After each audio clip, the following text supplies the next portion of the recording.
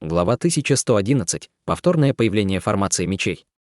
Как только Ханьли разрезал световой барьер, они сразу же открыли глаза. Они оба направили свое внимание вверх и были явно удивлены появлением Ханьли. В то же время над ними появились зеленый и желтый световые барьеры. Несмотря на то, что они были намного меньше пятицветного светового барьера, этого было достаточно, чтобы охватить их обоих. В центре светового барьера медленно вращалась полупрозрачная расшитая ткань. «Неужели это ты?» Старуха не поверила своим глазам. У монаха в серой мантии было похожее выражение лица. Ханьли посмотрел вниз на новый световой барьер и расшитую ткань внизу, и на его лице появилась слабая улыбка. «Похоже, что вы двое приложили немало усилий для того, чтобы подумать, какое сокровище использовать, чтобы скрыть свое присутствие. Любопытно, почему я не смог увидеть такую простую иллюзорную технику своими глазами духовного прозрения. Оказывается, что вы двое спрятались здесь, спокойно просиживая здесь все это время. Я действительно восхищаюсь вашей мудростью», — с восхищением сказал Ханьли, но на его лице было холодное выражение. Монах в серой одежде наконец пришел в себя и произнес буддийскую молитву, сказав: «Как и следовало ожидать, ты действительно очень могущественен, господин даосист Хань, раз даже 3 других культиваторов не смогли тебя поймать. Кстати, где они?» «Они покинули пещеру». Монах осмотрелся по сторонам, и в его сердце вспыхнула тревога, обнаружив, что мастера арктического дракона и 2 других культиваторов нигде не было видно. Он явно не думал, что у Ханьли был шанс убить 3 из них самостоятельно. Ханьли прищурился и покачал головой, затем кивнул. В конце концов он тяжело вздохнул, но не стал ничего говорить. 2 внизу были довольно озадачены. Старуха сначала потеряла терпение и сердито посмотрела на Ханьли, проворчав: «Почему ты сделал этот загадочный поступок, господин даосист Хань? Если мастер арктический дракон и другие 2 уже покинули пещеру, то нам 3 придется проложить себе путь самим. В противном случае мы окажемся в ловушке, как только они призовут сюда больше культиваторов Северного ночного дворца. Вам не нужно беспокоиться о них, все 3 погибли от моих рук. На самом деле, мастер арктический дракон оставил у меня свою зарождающуюся душу.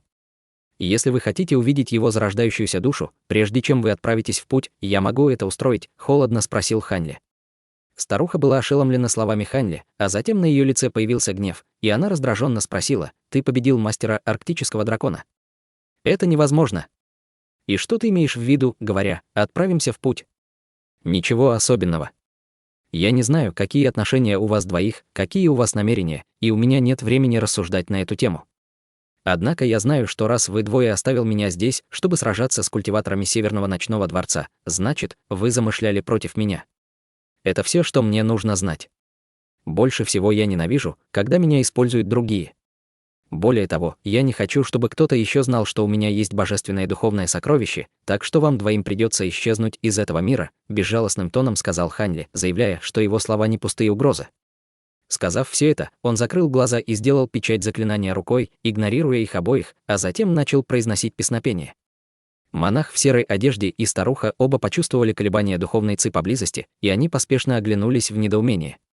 В нескольких сотнях футов от него появились бесчисленные вспышки золотого света, вслед за которыми начали появляться пряди золотых нитей, тонких, как волосы. Они вспыхнули и стали двигаться хаотично, но при этом все они стали точно сходиться к центру. Они сделали это совершенно беззвучно, создавая чрезвычайно жуткое и своеобразное зрелище. Старуха оглянулась и закричала: «Это формация мечей!» Сердце монаха в серой одежде дрогнуло, и, пытаясь подавить свой шок и подозрения в отношении смерти мастера арктического дракона, он закричал: «Я думаю, что произошло недоразумение, брат Хань, у нас обоих к тебе нет никаких злых умыслов». За пределами залов духовной пустоты бесчисленное количество культиваторов Северного ночного дворца, и если они не увидят, как мастер арктический дракон выходит из этого места, тебе не уйти. Нам лучше объединить усилия для борьбы с нашим общим врагом. Что касается божественного духовного сокровища, мы можем дать клятву крови, чтобы сохранить это в тайне». Ханьли усмехнулся в ответ. «В этом нет необходимости. Мертвые люди гораздо надежнее, когда речь заходит о конфиденциальности. Хватит бросать слова на ветер, брат Мо Цзю. Взгляни на его сокровища, с такими вещами он никогда не станет подчиняться нам». Старуха холодно хихикнула, перевернув руку, чтобы достать желтую трость. Услышав это, монах запнулся и только тогда обратил внимание на человекоподобную марионетку и 5 скелетов позади Ханьли, и сразу же изменился в лице. «Что это за вещи? И кто этот человек?» — спросил монах. Старуха сделала голосовую передачу монаху. Скорее всего, эти скелеты, легендарные несокрушимые чевкающие демоны, этого человека я не узнаю. Скорее всего, ему удалось застать мастера арктического дракона врасплох и убить его, используя эти вещи. Даже без этого другого человека, если эти 5 скелетов действительно несокрушимые чевкающие демоны, которые когда-то принадлежали старому дьяволу Циню, то даже если мы объединим свои силы, мы не сможем победить их. Единственный способ победить — закончить эту битву как можно быстрее, убив этого культиватора Ханя. После его смерти они не будут представлять для нас угрозу. А пока давайте сосредоточимся на том, как прорваться сквозь формацию золотых мечей. В противном случае у нас будут большие неприятности, как только эти 5 демонов атакуют нас. К счастью, буддийские методы могут несколько ослабить 5 демонов. Как только 5 демонов нанесут удар, тебе придется задержать их. Если все не получится, мы используем на нем то, что подготовили для мастера арктического дракона. Монах вздохнул, передавая свой голосовую передачу в ответ. Думаю, у нас нет другого выбора, кроме как сделать это. Однако этот человек не использует искусство культивации ледяного элемента, так что эта вещь будет значительно менее эффективна против него. С этим ничего не поделаешь. К счастью, он не культиватор на поздней стадии зарождающейся души. Даже если мы не сможем убить его, нам будет легко нанести ему серьезные раны. На этот раз мы действительно просчитались. Хотя мы знали, что он очень мощный и может сравниться в силе с культиватором на поздней стадии зарождающейся души, я все равно не думала, что с ним будет так трудно иметь дело. Я думала, что он сможет истощить мастера арктического дракона, прежде чем мы нападет, чтобы нанести смертельный удар, но кто бы мог подумать, что он убьет мастера арктического дракона и останется практически невредимым. Если бы я знала, что это произойдет, я бы осталась в стороне от этого дела, проворчала старуха горьким голосом. Слишком поздно об этом думать. Если мы сможем использовать эту вещь против божественного духовного сокровища и несокрушимых чевкающих демонов, это будет для нас выгодной сделкой. Монах также отказался от любых попыток успокоить Ханьли. Он оглянулся на золотые нити, сходящиеся к ним, и выражение его лица стало мрачным. В то же время из его тела вышла мрачная и зловещая энергия, которая резко контрастировала с благосклонным фасадом, который он демонстрировал ранее. Старуха все еще ворчала, но она тоже начала действовать. Подбросив свою трость в воздух, он вспыхнула ярко-желтым светом, внутри которого материализовался желтый, похожий на лошадь монстр с мощными клыками. Чудовище развернулось в воздухе по приказу старухи, а затем резко раскрыло пасть, выпустив бесчисленные полосы желтого света, которые метнулись в определенном направлении. Полосы света были бесчисленными миниатюрными золотыми мечами, каждый из которых был размером с человеческую руку. Все они переливались ярким светом и выглядели чрезвычайно острыми. Тем временем монах хлопнул в ладони, и в каждой его руке появился шар серебряного света. Затем он подбросил шарики света в воздух, и они резко расширились, мгновенно достигнув размеров колес телеги, а затем бросились в том же направлении. Ханьли уже открыл глаза, паря в воздухе, со спокойным выражением глядя на приближающиеся атаки. Он смотрел, как миниатюрные желтые мечи и 2 серебряных колеса врезались в золотые нити и со звоном падали на земли. Что это за формация мечей? Почему она такая мощная? И старуха, и монах резко вздохнули в унисон. Переглянувшись между собой, они увидели свое собственное потрясённое и испуганное выражение, отражённое на лице другого. Тем не менее, они, конечно, не собирались сдаваться. Старуха перевернула ладонь, и в её руке появилось синее прямоугольное сокровище в виде кирпича. Произнеся странное заклинание, она швырнула его в воздух, и кирпич резко вырос до размеров павильона в мгновение ока. Затем он улетел вдаль с разрушительной силой, излучая ослепительный синий свет. Однако произошло то же самое. Золотые нити в воздухе вспыхнули в унисон, и сокровище было мгновенно разрезано на куски, исчезая вдали, как синие фейерверки. Эмоции старухи при виде этого, наконец, и она воскликнула: «Невозможно!» Мой голубой золотой кирпич был закален синей золотой эссенцией, и он почти не разрушен. Как он мог быть так легко разрушен? Монах в серой одежде нахмурился, выпуская низкий крик, а затем резко указал на неприметного духовного зверя в виде мыши. На поверхности тела духовного зверя внезапно начал сверкать серый свет, а его живот раздулся до невероятных размеров. В мгновение ока он увеличился в несколько раз по сравнению с первоначальным размером, а затем раскрыл свою пасть, произведя странный хлопок. В следующее мгновение из пасти духовного зверя раздался всплеск серых звуковых волн, которые были видны невооруженным глазом, создавая бушующую бурную волну в направлении золотых нитей. Способность монаха быстро мыслить под давлением была просто невероятной. Видя, что материальные сокровища не могут прорваться сквозь эту формацию мечей, он сразу подумал о том, чтобы нанести нематериальный удар по формации. Однако искусство владения мечом лазурной эссенции, трансформированное в формацию золотых мечей, можно было назвать самой непобедимой техникой в мире. Хотя это было небольшим преувеличением, и здесь была установлена только половина формации мечей, но ее, безусловно, не мог разрушить простой взрыв звуковых волн. Серые звуковые волны врезались в золотые нити, заставляя их лишь слегка дрогнуть. Однако затем вспыхнул блестящий золотой свет, соединившись в массивный золотой меч длиной примерно 10 футов.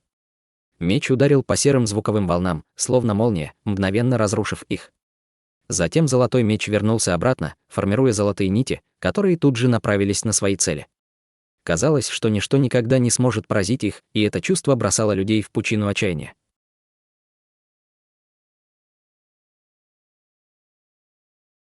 Глава 1112. Захват сокровищ. Монах в сером халате изменился в лице при виде этого. Эта формация мечей была гораздо более мощной, чем они ожидали. Ханьли видел, что противники были ошеломлены силой его формации мечей, но не видел ужаса в их глазах, поэтому был настороже, предполагая, что у них еще есть козыри в рукавах. В этот момент оба они достали несколько других сокровищ, пытаясь удержать атаку мечей. Ханьли слегка изменился в лице, и слабый духовный свет внезапно вспыхнул от тела марионетки позади него, и она тут же исчезла. Спустя несколько мгновений формация мечей сузились настолько, что находилась на расстоянии чуть более 200 футов от целей. Старуха и монах даже были вынуждены взорвать древние сокровища. В результате они смогли на время остановить продвижение золотых нитей, но полностью остановить их они не могли. Наконец на лице старухи появилось страшное выражение. Она повернулась к монаху и попыталась его убедить: «Мы не можем продолжать это вечно. Я не знаю, что это за формация мечей, но ее определенно не сломать никакими обычными сокровищами. Поспеши и используй это, потому что только эта вещь достаточно сильна, чтобы уничтожить эту формацию. Эта штука, естественно, сможет уничтожить эту формацию мечей, но что мы тогда будем использовать против этого ханя?» Монах в серой одежде все еще немного колебался. «Мы подумаем об этом позже. Мы сможем выжить, только если уничтожим эту формацию мечей. В противном случае, когда формация мечей полностью сомкнется, мы просто умрем, а эта вещь станет бесполезной», — сказала старуха. Услышав это, монах изменился в лице. Он взглянул на приближающиеся золотые нити и, наконец, кивнул, стиснув зубы. Он немедленно похлопал по своей сумке для хранения, и в его руке появился странный предмет. Это был огненно-красный шар размером с кулак, но он был такой мутный, что сложно было сказать, что это. Кроме того, на шаре был золотисто-серебряный талисман, а монах держал его с очень осторожным и торжественным выражением на лице. Старуха запаниковала, увидев сходящиеся золотые нити, и взвизгнула: «Мы должны поторопиться, господин Даосист Моцю. Если формация мечей окажется слишком близко, мы пострадаем от силы этой вещи, так что действуй быстрее». Монах вздохнул и вытянул руку, срывая талисман с красного шара, готовясь использовать его. Однако в этот момент позади монаха вспыхнул слабый серебряный свет, и изнутри появилась человекоподобная фигура. Она двигалась совершенно беззвучно, словно призрак, и монах не заметил его прибытия. Однако старуха, стоявшая напротив него, сразу же увидела нападавшего и закричала: «Берегись!» Сзади. Крикнув в знак предупреждения, полоса желтого света вырвалась из ее рукава прямо к человекоподобной фигуре. Сердце монаха дрогнуло от шока, услышав предупреждающий крик, и он сразу попытался увернуться. В то же время он рефлексивно притянул к себе руку, пытаясь убрать шар в рукав. Однако он опоздал. Человекоподобная фигура, появившаяся за его спиной, была марионеткой Ханьли, обладающей силой, сравнимой с культиватором на поздней стадии зарождающейся души. Его тело вспыхнуло в воздухе, и он толкнул одну руку к спине монаха, а другую — к красному шару. Марионетка двигалась со скоростью молнии, и монах издал приглушенный стон, отступая назад. Рука марионетки была нацелена на его жизненно важные области и смогла с легкостью проникнуть сквозь слой света, который защищал его тело. Однако, как только рука марионетки соприкоснулась со спиной, внезапно появилась проекция странной черной птицы. Несмотря на то, что рука марионетки все еще смогла легко пробить проекцию, она немного замедлилась в процессе, предоставив монаху долю секунды, необходимую для уклонения от смертельной раны. Несмотря на это, он все равно пострадал от глубокой раны на плече, из которой вытекала кровь. В тот момент, когда рука марионетки почти достала до алого шара, он внезапно вырвался из руки монаха и полетел к старухе. Кроме того, полоска желтого света, которую старуха швырнула в воздух, уже была на марионетке. Это была тонкая желтая игла, сверкающая ярким светом. В глазах марионетки вспыхнул пурпурный свет, и она вовсе не пыталась уклониться от иглы. Внезапно рука, тянущаяся к красному шару, дрогнула с треском. Рука оторвалась от тела марионетки и в мгновение ока подхватила шар.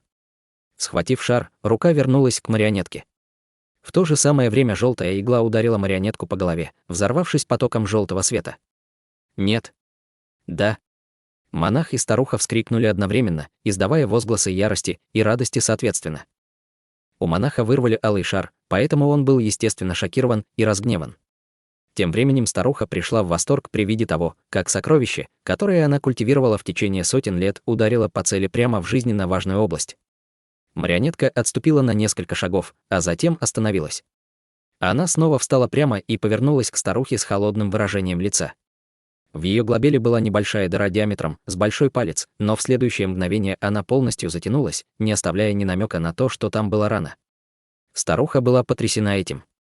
Однако она вдруг почувствовала что-то, взвизгнув: «Моя желтая сливовая игла!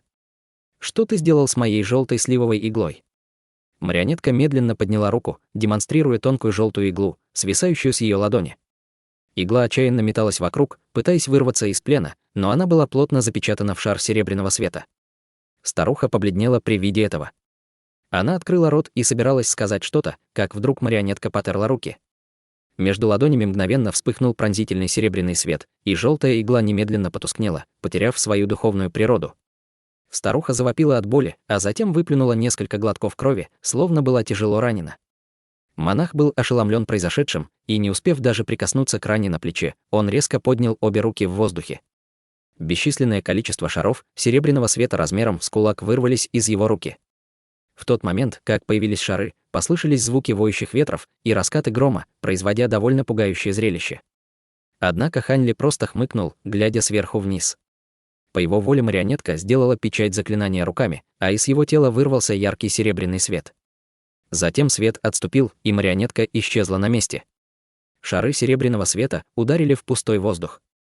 Монах и старуха переглянулись между собой с отчаянием в глазах. На этом этапе формация мечей находилась всего в 70-80 футах от них. Больше ничего они не могли сделать. Ханьли парил высоко в воздухе, сложив руки за спиной и с холодным выражением глядя на них двоих. Формация золотых мечей наконец полностью сомкнулась, и бесчисленные золотые нити сформировали массивный золотой шар света. Изначально изнутри шара послышалась серия громких взрывов, в результате чего шар слегка дрогнул. Однако вскоре за этим последовали мучительные крики старухи и монаха. Используя свои глаза духовного прозрения, Ханьли смог видеть, что два культиватора на средней стадии зарождающейся души были мгновенно уничтожены мечом. Их зарождающиеся души просуществовали чуть дольше, чем их физические тела, но они также были не в состоянии противостоять длительному нападению стольких золотых нитей и исчезли из этого мира в виде пятен зеленого света. Их сумки для хранения и сокровища также были уничтожены формацией мечей. В воздухе оставалось только два маленьких шарика ледяного пламени желтого и зеленого света. Ханьли слегка вздохнул, и на его лице появилось довольно одинокое выражение. Вскоре рядом с ним внезапно вспыхнул серебряный свет, и появилась марионетка, которая передала ему алый шар. Ханьли молча взял шар и стал внимательно изучать. При внимательном рассмотрении он увидел, что шар был полупрозрачным, а внутри него был шар пронзительного красного пламени. Он посмотрел еще ближе и обнаружил, что это была миниатюрная огненная птица, хлопающая крыльями внутри шара. Огненная птица была словно живая, и вид ее завораживал. Вокруг огненной птицы мелькали руны всех цветов, и при ближайшем рассмотрении Ханьли обнаружил, что все эти руны были неким древним языком. Даже с обширными знаниями Ханьли в древних текстах, он все еще не мог расшифровать этимологию этих рун. Казалось, что это совершенно новый тип древнего текста. Ханьли долго осматривал руны с нахмурившимися бровями. Видя, что это сокровище было основным козырем, на который они делали ставку, очевидно, что оно должно быть чрезвычайно мощным предметом. Шар действительно выглядел довольно таинственным и, казалось, был наполнен огромным количеством духовной силы огненного элемента. Однако было бы абсолютной шуткой думать, что такое жалкое количество духовной силы сможет прорваться через его формацию золотых мечей. Таким образом, истинная мощь этого сокровища должна была быть как-то связана с этими рунами. К сожалению, он не смог идентифицировать ни одну из них, не говоря уже о том, чтобы попытаться понять их. Очевидно, сейчас было не время проводить тщательное исследование, поэтому после минуты созерцания Хань Ли вытащил еще несколько талисманов из своей сумки и прикрепил их к мячу.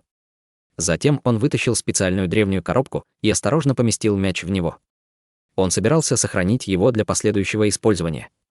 Сделав все это, Хань Ли повернулся к силуэту Целиня и обнаружил, что он заметно уменьшился. Огненный ворон, напротив, размахивал крыльями внутри силуэта, был чрезвычайно энергичным, а его тело выросло примерно на треть от его первоначального размера. Хань Ли задумчиво погладил подбородок при виде этого. Он не спешил убирать этот пучок настоящего пламени. Вместо этого он сделал печать заклинания руками и начал что-то петь. Внезапно внизу появилось более 100 вспышек золотого света. Большинство из них рассеялись, оставив только 36 миниатюрных золотых мечей. Хань Ли безразлично взмахнул рукавом, по которому мечи влетели в его рукав, словно река золотого света. Наконец, он перевел взгляд на 2 маленьких шара ледяного пламени. Шары ледяного пламени застыли на месте, испуская слабое свечение, которое выглядело совершенно непримечательным во всех отношениях.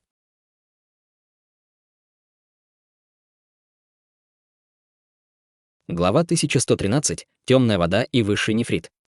Хань Ли не стал сразу приближать к себе 2 этих ледяных шара. Вместо этого он склонил голову в сторону и глубоко задумался. Внезапно ему пришла в голову мысль. Он сразу же повернулся и взглянул на несокрушимых чевкающих демонов, а затем снова на 2 шара ледяного пламени. Внезапно он, казалось, пришел к какому-то заключению со своими мыслями и рассмеялся. Его неистовый смех эхом отозвался по всей пещере. Прекратив смеяться, он пробормотал про себя: «Фантастика!». Это путешествие определенно не было пустой тратой времени. Он махнул рукой вниз, и 2 шара ледяного пламени притянулись к нему невидимой силой. Хань Ли высвободил бесчисленное количество тонких золотых дуг в сопровождении из раскатов грома, заключив в капсулу эти 2 шара ледяного пламени в золотые нити, а затем спрятал их в коробке высшего нефрита. Сделав все это, Хань Ли выпустил черный нефритовый флакон из рукава и начал песнопение, чтобы запечатать несокрушимых чевкающих демонов обратно во флакон. 5 демонов, казалось, поняли намерение Хань Ли и пытались затормозить на время, явно не желая возвращаться во флакон. Лицо Хань Ли стало мрачным, и он строго вскрикнул на них. Указав пальцем на 5 дьяволов, серебряные кольца на их телах сразу вздрогнули и вспыхнули лазурным духовным светом. 5 демонов неоднократно были поражены мощью этих колец и сразу же последовали приказу Хань Ли, испуская призрачный крик, превратившись в 5 полосок серо-белой ци и влетев во флакон. Только тогда Хань Ли осторожно убрал флакон обратно в рукав. Марионетка осталась в стороне, и похоже, что Хань Ли не собирался ее убирать. Вместо этого он вытащил высокоранговый духовный камень и вставил его в марионетку, заменив другой духовный камень, который уже почти истощил свою энергию. Пока марионетка не сражалась в полную силу, духовная сила в камнях расходовалась незначительно. Ее тело вспыхнуло в воздухе, и она осторожно спустилась, приземлившись перед большим камнем среди груды щебня. В скале было несколько относительно больших кусков тысячелетнего ледяного нефрита, и они мерцали слабым белым светом. Хань Ли поднял бровь, погладив сумку для хранения, в его руке появился тонкий и длинный стакан. Когда он постучал по стакану, и крышка отлетела сама собой. Затем стакан слегка наклонился, и изнутри вывалился большой комок черной смолы, испускающий серую ци. Она была полностью идентична инской духовной водой, что использовала Бай Мэнсинь для извлечения тысячелетнего ледяного нефрита. Эта жидкость была некой темной водой, которую Хань Ли приобрел, находясь в призрачной области. Тогда он подумал, что эта темная вода выглядела довольно интересной, поэтому он взял ее с собой в приличном количестве, используя несколько контейнеров. В свободное время он провел некоторые исследования этой жидкости. Он обнаружил, что, кроме того, что вода была довольно вязкой, она также обладала свойством наполнять сокровища ледяного элемента инским пламенем, но другого применения для нее не было. Таким образом, все это время она просто хранилась в его сумке. Когда он вошел в пещеру высшего нефрита, он увидел, как Бай Мэнсинь добыла тысячелетний ледяной нефрит, и понял, что ее так называемая инская духовная вода была полностью идентична этой темной воде. В присутствии мастера арктического дракона и других он не рискнул использовать свое духовное чутье, чтобы оценить, действительно ли эти предметы были одинаковыми. Однако он не сомневался в этом. Название «темная вода» эта субстанция получила от культиваторов в призрачной области. Теперь, когда он был единственным человеком, оставшимся в пещере высшего нефрита, он, естественно, собирался проверить свою теорию. Хань Ли указал на слипшуюся массу черной жидкости, жидкость медленно взлетела в воздух над скалой. Затем она слегка вздрогнула, и от общей массы оторвалась капля, а затем исчезла в белом свете внизу в мгновение ока. То же самое произошло, когда Бай Минсинь добывала нефрит. черная жидкость мгновенно исчезла в высшем нефрите, и в то же время появился слой серой ци. Хань Ли был очень рад видеть это и щелкнул пальцем в направлении высшего нефрита. Внезапно маленький шарик лазурного света вырвался вперед и ударил в высший нефрит. Послышался слабый стук, и высший нефрит слегка покачнулся, а затем оторвался от скалы и прилетел в руки к Хань Ли. Он внимательно осмотрел высший нефрит в руке, а потом все пятна белого света, мерцающие в пещере. На его лице постепенно появилась легкая улыбка. С таким количеством темной воды при себе было невозможно извлечь весь высший нефрит в пещере. Однако извлечь большую часть высшего нефрита в пещере бы не составило труда. Таким образом, Хань Ли похлопал по своей сумке для хранения и достал еще один стакан с темной водой, который он передал марионетке рядом с собой. Марионетка беззвучно приняла стакан, и ее тело несколько раз вспыхнуло в воздухе, унося его в другое место в пещере. Она вызвала темную воду из стакана, держа сумку для хранения в другой руке, и начала извлекать высший нефрит. Тем временем Хань Ли делал то же самое. Время шло медленно, и через несколько часов ледяная ци в пещере высшего нефрита стала намного тоньше. Кроме того, пятна белого света, которые пронизывали всю пещеру, также уменьшили на 3/4 от первоначального количества. После того, как Хань Ли применил свою последнюю каплю темной воды на осколок высшего нефрита и убрал его в сумку для хранения, он огляделся по сторонам с печальным выражением лица. Если бы он знал, что эта темная вода обладает таким удивительным эффектом, он определенно взял бы с собой гораздо больше из призрачной области. Тем не менее, количество тысячелетнего ледяного нефрита, которое он приобрел, уже было ошеломляющим более 1000 штук. Жаль, что некоторые крупные кусочки высшего нефрита требовали для извлечения более 1 капли инской духовной воды. В противном случае он мог бы получить даже больше, чем он имел в настоящее время. Пока он думал об этом, марионетка внезапно вспыхнула в воздухе и направилась к нему. Затем она подняла руку и бросила к Хань Ли выпуклую сумку для хранения. Хань Ли поймал сумку и бегло взглянул на содержимое. Похоже, там было более 1000 штук высшего нефрита. С таким количеством кусочков высшего нефрита Хань Ли уже начал разрабатывать план. Помимо добавления их к своим 72 летающим мечам, он мог использовать их, чтобы усовершенствовать некоторые сокровища или, возможно, добавить их в свои существующие сокровища, чтобы усилить их способности. Однако, даже если бы Хань Ли все это делал, он никак не мог использовать весь этот высший нефрит. Большая часть высшего нефрита все еще останется, и он собирался использовать его ледяную ци, чтобы очистить и улучшить свой собственный ледяной огонь. В конце концов, с помощью ледяной ци высшего нефрита очищение его ледяного пламени должно стать намного легче. Хань Ли не слишком задумывался над этим вопросом. Ход мыслей ненадолго всплыл в его разуме, а затем он насильно остановил его. Он убрал сумку для хранения, а затем повернулся к огненному ворону из великого истинного инского огня. Огненный ворон уже увеличился в 5-6 раз по сравнению с первоначальным размером, что примерно сопоставимо по размеру с человеческой головой. Силуэт Целиня, напротив, было не узнать, он уменьшился до тонкого белого слоя, который окутывал огненного ворона. Талисман высшего нефрита также оказался в клюве огненного ворона, и ворон использовал его в качестве игрушки. Хань Ли запнулся, увидев это, и поспешно взмахнул рукой в воздухе с ошеломленным выражением. Талисман высшего нефрита тут же вырвался из клюва огненного ворона и приземлился в его руке. Без поддержки талисмана высшего нефрита оставшаяся белая ци мгновенно рассеялась и почти исчезла. Огненный ворон сразу же вскрикнул при виде этого. Расправив крылья, все его тело превратилось в шар багрового пламени, который пронесся к оставшейся белой ци, поглощая ее своим телом. Затем пламя вернулось в форму огненного ворона и приземлилось на плечо Хань Ли, обволакивая его теплым воздухом. Затем он наклонил голову к телу и стал чистить свои огненные перышки, которые стали пылать гораздо более ярким светом. Хань Ли повернулся к огненному ворону, и на его лице появилось удивление. Духовная природа великого истинного инского пламени значительно улучшилась. Он посмотрел на талисман высшего нефрита в своей руке, и внезапно к нему в голову пришла странная мысль, и он взмахнул другой рукой. Внезапно в его руке появился пучок ледяной ци высшего нефрита, окутанный шаром высшего фиолетового пламени. Синий свет вспыхнул в глазах Хань Ли, и он смог увидеть, что ледяная ци в пурпурном пламени находится на другой стадии. Вместо этого она стала чрезвычайно тонкой и незначительной, ничем не отличающейся от обычной ледяной ци. Чувство просветления заполнило сердце Хань Ли, когда он снова взглянул на талисман высшего нефрита. Затем он удивленно щелкнул языком и убрал его в сумку для хранения. Обыскав всю пещеру высшего нефрита и убедившись, что в ней нет ничего более ценного, он собрался покинуть это место вместе с марионеткой и огненным вороном. Вход в пещеру все еще был плотно закрыт. Хань Ли посмотрел на таинственные руны, вспыхивающие в проеме, и вызвал синий небесный котел из своего рукава. Котел выстрелил в воздух и несколько раз повернулся в воздухе, а затем совершенно неподвижно завис перед ним. Другой культиватор на месте Хань либо не смог манипулировать этим котлом. В конце концов, было совершенно ясно, что синий небесный котел мог контролировать только тот, у кого было небесное ледяное пламя. Вот почему мастер арктический дракон охотно отдал его монаху. Однако для Хань Ли это было не проблемой. Он равнодушно взглянул на котел, а затем сделал печать заклинаний руками, и высшее фиолетовое пламя вокруг его тела содрогнулось и начало резко меняться в цвете.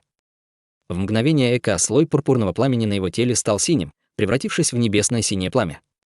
Затем он указал на маленький котел перед собой. Пучок синего пламени вылетел с его руки, как змея, и метко ударил в котел. Синий небесный котел сразу же дрогнул и начал позвякивать. Изнутри стали вспыхивать потоки синего пламени, а котел резко увеличился в размерах посреди синего света. Хань Ли снова сделал печать заклинания руками, увеличивая котел в размерах, и остановился только тогда, когда размер котла стал 30-40 футов. Затем Хань Ли сделал еще одну печать заклинаний и закричал низким голосом. Массивный котел сразу же взлетел в воздух, производя впечатление, будто он собирается прорваться сквозь отверстие в пещере. Однако Хань Ли ничуть не изменился в лице. Как и ожидалось, когда котел достигал 30-40 футов от отверстия, таинственные руны вспыхивали в унисон, когда в воздухе начинал излучать разноцветный духовный свет. Эти руны, казалось, были притянуты к огромному котлу, превращаясь в бесчисленные световые полосы, а затем исчезли в голубом пламени вокруг котла. С оглушающим грохотом в проеме медленно появилась трещина длиной в несколько десятков футов.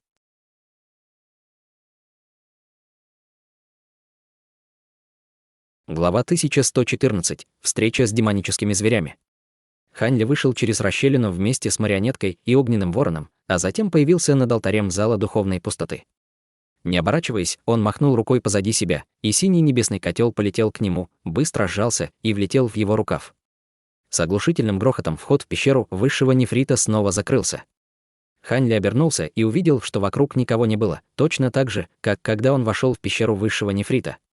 Хотя он вздохнул с облегчением, он невольно нахмурился при виде высоких ледяных столбов на алтаре перед ним.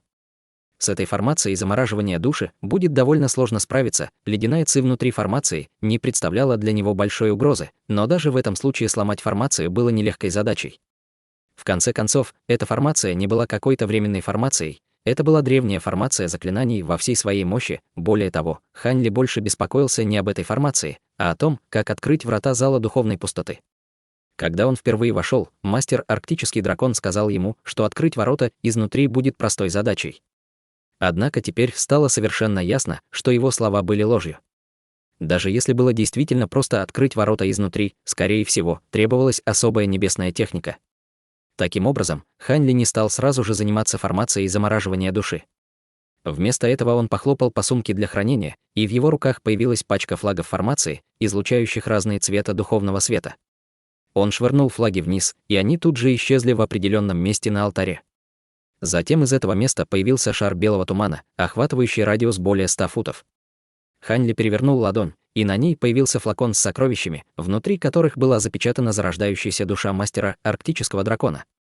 Обдумав, что он собирался делать дальше, он решил сначала использовать технику поиска души на зарождающейся душе мастера арктического дракона, чтобы получить больше информации о зале пустоты духа, предотвращая таким образом попадание в какое-либо затруднительное положение из-за недостатка знаний. Конечно, он также собирался найти информацию об огненной эссенции чистого солнца. После этого Хань Ли медленно спустился с флаконом в руке. Его тело мгновенно исчезло в тумане, и весь зал духовной пустоты затих, и только туман в формации непрерывно шевелился. Спустя 2 часа белый туман в формации внезапно сильно вздрогнул, а затем быстро истончился со скоростью, видимой невооруженным глазом. После того, как большая часть тумана исчезла, Хань Ли появился в центре формации. Стоя на лице с задумчивым выражением, он сложил руки перед собой. С нахмурившимися бровями, казалось, он размышлял над трудной проблемой, и рядом с ним парил нефритовый флакон с зарождающейся душой мастера арктического дракона. Флакон был открыт, но зарождающейся души нигде не было видно. Наконец Хань Ли перестал хмуриться и пробормотал про себя. Кто бы мог подумать, что огненная эссенция чистого солнца окажется в таком месте? Пожалуй, пока я не достигну поздней стадии зарождающейся души, мне не стоит рисковать, отправляясь на поиски за эссенцией. Интересно, что есть 3 входа в зал духовной пустоты, но только один выход в главном зале. Похоже, этот мастер арктический дракон никогда не планировал отпускать меня с самого начала. Если бы я не обыскал его душу, я бы попал в беду. Затем он поднялся на ноги и мгновенно собрал все флаги формации, а также пустой флакон. Сделав печать заклинания руками и превратившись в полоску лазурного света, он полетел в направлении определенных ворот. Когда лазурный свет отступил, и Хань Ли оказался перед воротами. Он посмотрел на запечатывающие талисманы на воротах, которые явно устарели, а затем взглянул на огненного ворона на своем плече. Огненный ворон выпустил низкий крик и расправил крылья по его приказу, послав 2 взрыва алого пламени в ворота. Талисманы на воротах, столкнувшись с огненными шарами, сразу же воспламенились. В то же время в воздухе засверкал разноцветный духовный свет. Однако эти огни только мигали в течение доли секунды и потускнели. В мгновение ока все талисманы покрылись слоем льда. Легкая улыбка появилась на лице Хань Ли. По щелчку его пальцев вперед вырвалось несколько вспышек золотого света, создавая поток быстрых и резких ударов. Слой льда на поверхности талисманов разбился вдребезги, превратившись в ничто. Хань Ли погладил себя по подбородку и небрежно взмахнул рукавом в воздухе, направив ледяную бурю к каменным воротам. Ворота с грохотом открылись, и Хань Ли сразу же вошел без каких-либо колебаний. Человекоподобная марионетка последовала за ним. Пройдя через эти неприметные каменные ворота, они попали в большой внутренний двор, ширина которого превышала 1000 футов. По центру проходила небольшая извилистая дорожка, вымощенная белыми камнями со статуями зверей разных размеров по краям дорожки. Все статуи были белоснежными и полупрозрачными, вырезанными невероятным мастером, который мог создавать чрезвычайно реалистичные изображения зверей. При ближайшем рассмотрении Хань Ли обнаружил, что все эти статуи были вырезаны из высшего нефрита. От этого открытия в его глазах вспыхнул странный свет. Затем он отвлек свое внимание от статуй и направился по тропинке к воротам в конце пути. Вначале все было нормально. Однако, когда он добрался до середины пути, несколько десятков статуй рядом с ним внезапно ожили, обнажив их клыки и когти, выплевывая ледяную ци из пасти, и набросились на Хань Ли. Хань Ли, казалось, ожидал этого заранее и спокойно вытащил маленький огненно-красный котел. Указав пальцем на котел, он спокойно сделал печать заклинания руками. Котел вдруг зазвенел и взлетел в воздух. Затем с грохотом из котла вырвался огненный столб длиной более 100 футов. Все пространство сразу стало горячим, и все ледяные звери остановились, боясь приближаться. Хотя ледяные звери замедлились, Хань Ли на этом не остановился. Он выпустил еще одну небесную технику, когда огромный огненный столб рассеялся. Более 100 огненных воронов, размером с кулак, вылетели из пламени в направлении ледяных зверей, оставляя после себя огненное облако. Внезапно окружающая температура резко возросла, а весь внутренний двор затопило морем алого огня. Эти ледяные звери были фигурами из высшего нефрита, а огненные вороны — существами огненной эссенции, которые в течение 1000 лет очищались в котле. Ледяные звери выбрасывали ледяную ци из пасти в отчаянной попытке спасти себя, но все они неизменно растаяли перед лицом палящего пламени. Через несколько мгновений все ледяные звери во дворе исчезли. Хань Ли кивнул с удовлетворенным взглядом, а затем щелкнул пальцем по огненному котлу в воздухе. Котел звякнул, и все огненные вороны пронеслись по воздуху и послушно полетели обратно в котел. Как только крышка котла захлопнулась, огненный котел затих. Почти в тот же момент море пламени во дворе исчезло, словно его и не было. Огненный ворон на плече Хань Ли не обратил внимания на своих братьев. Вместо этого он продолжал чистить свои перья клювом, даже не взглянув на других птиц. Хань Ли убрал огненный котел, а затем прошел через ворота. Вскоре после этого он появился в небольшом зале. В этом довольно простом и грубом зале была небольшая транспортная формация. Хань Ли не был удивлен этому. Казалось, он уже знал, что она была здесь. Он сложил руки за спиной и направился к формации, чтобы тщательнее изучить ее. Однако в этот момент белый свет изнутри формации внезапно вспыхнул свет, словно она была активирована, и кто-то телепортировался через него. Хань Ли слегка удивился, увидев это. Однако, кто бы там ни был, ему не нужно было никого бояться, даже если бы из формации вышел другой культиватор на поздней стадии зарождающейся души. Таким образом, он лишь остановился и молча уставился на телепортацию перед ним. Чтобы подготовиться к непредвиденным обстоятельствам, марионетка исчезла, наблюдая за ситуацией из тени. Транспортная формация перед ним была не очень большой, и казалось, что одновременно телепортироваться на ней могли не более 3 человек. Конечно же, после вспышки белого света изнутри вышли 3 фигуры. Хань Ли прищурился и обнаружил, что все 3 были молодыми женщинами в одежде Северного ночного дворца. Они были примерно на стадии заложения основ, а самая старшая из них даже достигла поздней стадии. Однако все 3 женщины выглядели довольно растрепанными. Одна из них получила серьезную травму на плече, и было совершенно ясно, что они только что пережили тяжелую битву. Кто ты? Ах, это старший Хань. Первоначально 3 женщины были поражены, увидев мужчину, который не был в одежде Северного ночного дворца. 2 женщины, которые были невредимы, вызвали полупрозрачный летающий меч, но раненая была очень рада видеть Хань Ли. Хань Ли слегка запнулся, услышав это. Присмотревшись, он узнал, что это та служанка, которая ухаживала за ним в гостевом павильоне. «Это ты. Что случилось?» Со спокойным выражением на лице спросил Хань Ли. 2 другие женщины не знали, кто был этот старший хан, но их младшая боевая сестра, казалось, была знакома с ним, и раз он не был врагом, они вздохнули с облегчением. Затем они использовали духовное чутье и, увидев уровень культивации Хань Ли, обрадовались. Однако, прежде чем 2 женщины смогли отдали почести Хань Ли, в формации снова вспыхнул белый свет. Затем раздался рыбный запах, а внутри формации появился силуэт массивного зверя. Это был неизвестный демонический зверь с парой рогов и головой лошади. У него был зеленый стальной трезубец, и на его спине рос длинный черный мех. 3 женщины сразу же отступили, а служанка срочно предупредила: «Будьте осторожны, старший, это один из демонов, которые напали на наш дворец, и он пытается убить нас». При виде женщин на лице демонического зверя появилась зловещая улыбка, и это сразу же бросилось им в глаза. Однако, в этот момент красный свет вспыхнул позади зверя. Сразу после этого произошел мощный взрыв, и появилась лазурная фигура, которая исчезла в мгновение ока. Изо рта демонического зверя вырвался кровавый вой, и в его груди появилась зияющая дыра размером с кулак. Участки вокруг колотой раны были полностью обуглены. Демонический зверь покачнулся несколько раз, а затем выпустил и лап свой трезубец и рухнул на землю.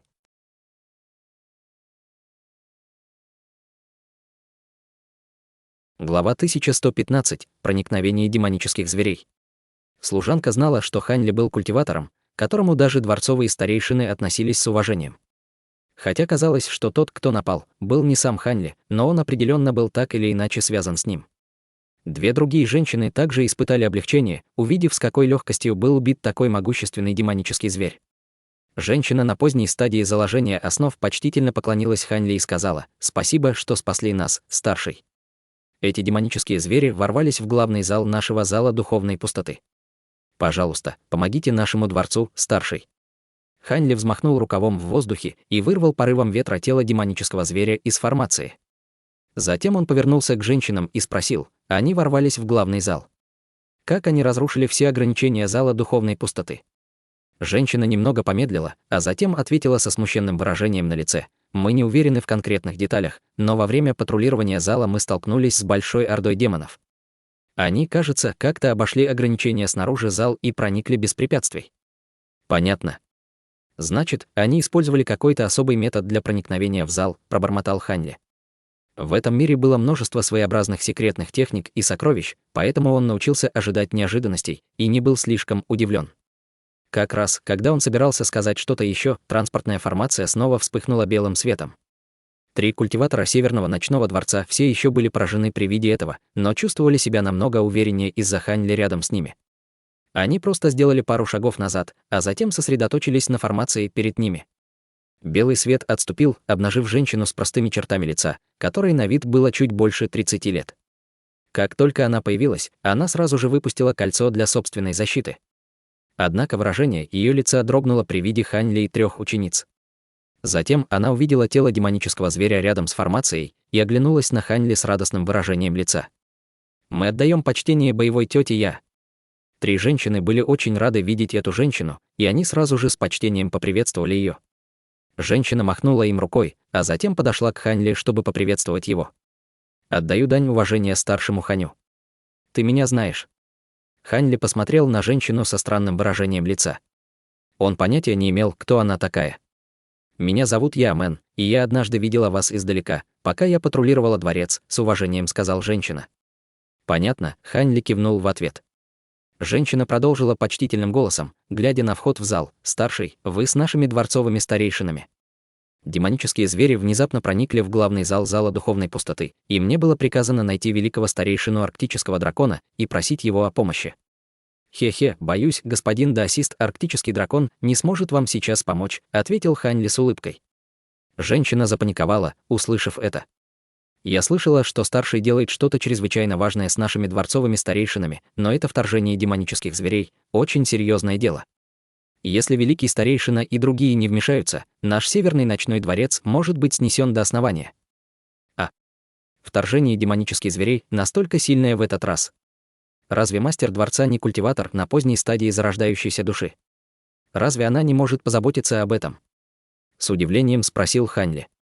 Я и пришла по приказу мастера дворца просить о помощи. До того, как я ушла, мастер дворца участвовала в битве с могущественным демоническим зверем и не могла заниматься какими-либо вопросами, кроме ее битвы, ответила женщина с кривой улыбкой. Господин даосист арктический дракон и другие вошли в пещеру высшего нефрита. Если вы думаете, что у вас есть способ заставить их выйти и помочь вам, тогда идите дальше. Я собираюсь взглянуть и посмотреть, какие именно демоны проникли, что представляют такую серьезную угрозу для дворца. Тело Ханли вспыхнуло в воздухе, и он появился на транспортной формации. Услышав это, женщина немного запнулась, но не посмела остановить Ханли и могла лишь предостеречь его. Будьте осторожны, старший. На другой стороне много демонических зверей, так что транспортная формация отправит вас в опасное место. Ханли кивнул и поднял руку, выпустив лазурную небесную технику. Белый свет сразу начал мигать, и транспортная формация активировалась. В этот момент позади Ханли вспыхнул серебряный свет, и словно из воздуха появилась лазурная человекоподобная фигура, а затем они оба телепортировались. Женщина была поражена, увидев это, и спросила, кто это был? Ученица на поздней стадии заложения основ, немного поколебавшись, сказала, я не уверена, но этот демонический зверь там, кажется, был убит этим человеком. Я слышала, что на этот раз во дворец прибыло несколько старших из внешнего мира. Этот человек, должно быть, был одним из них. Вы трое ждите здесь. Если враги телепортируются в это место, сделайте все возможное, чтобы задержать их. Я собираюсь войти в пещеру высшего нефрита, чтобы посмотреть, смогу ли я заручиться помощью великого старейшины и других. Женщина была довольно встревожена тем фактом, что Ханли появился здесь один, но она быстро вспомнила, что на нее была возложена важная обязанность, и бросилась к пещере. Да.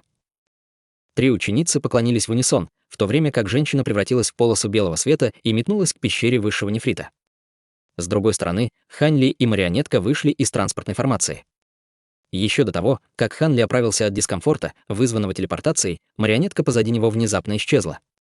Послышались 2 болезненных вопля, а затем глухой стук, словно что-то упало на землю. Ханли повернулся и увидел тело демонического зверя в луже собственной крови. Рядом стояли мужчина и женщина в одежде Северного ночного дворца, и оба были культиваторами стадии формирования ядра. Они смотрели на марионетку, одна из блестящих золотых рук которой торчала в груди другого демонического зверя. Марионетка убрала свою руку, и тело демонического зверя также упало на землю. Они прибыли в тот же зал, в котором находилась другая транспортная формация.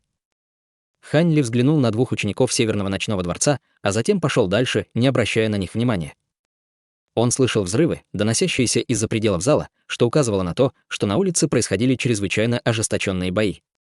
Мужчина и женщина планировали подойти к Ханли и выразить свое почтение, но Ханли явно не хотел с ними разговаривать, поэтому они, немного поколебавшись, остались стоять на месте.